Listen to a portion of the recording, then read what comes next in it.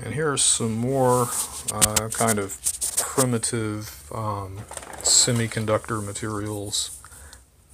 And I'm not going to touch this stuff too much because it's basically lead, and I don't want to get lead dust all over my fingers. This is galena, which is like a lead sulfide material, and it's like in this, calcium matrix or something. You can kind of see the blocky sort of structure. This stuff crumbles really easily. I've successfully made diodes and radio wave receptors out of these guys. This is not the ideal stuff. There's a silver galena, which has got a better quality to it. But basically, you can just stick a wire. You break a little chunk of this thing and stick a wire to it, and then like in the little junctions, these little crevices, like kind of. I'll point to it so you can see it. So if you take your wire and you stick it like here, you just break off a little chunk of it, like about that little tiny bit, and you find a little chunk to put your wire in there, and you have another wire connected to it, and it'll pick up AM radio stations, and it'll also inject those AM radio waves into any audio signal that you feed through them. So obviously the trick to this application is figuring out a way to build a stable rig to hold this point contact diode, and so that's something that I'm kind of experimenting with and working on. So anyway, that's pretty cool. Galena.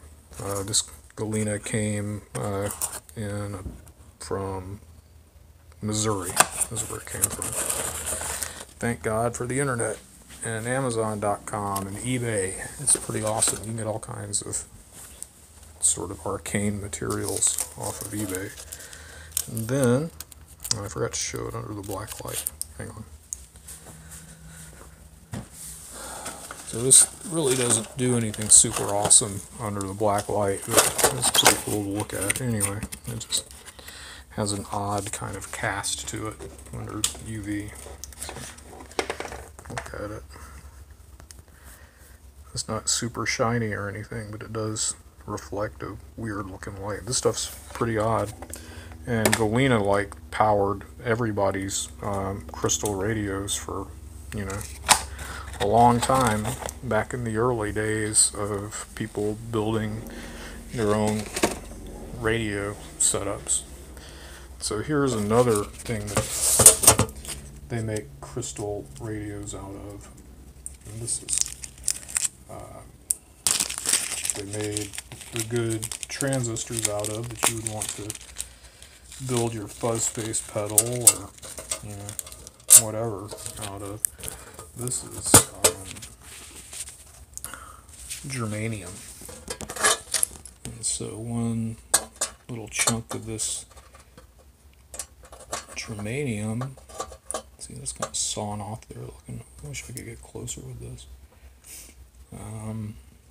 This little chunk of this makes a really good radio detector. All the little diodes that they used for later model AM radio detectors were all made out of this stuff. And I'll put a bamboo skewer next to it just for scale so you can see how big it actually is. It's pretty tiny, just a little bag of germanium that I got from China. So anyway, pretty cool. I've been getting some good results from just making diodes and detectors out of these minerals.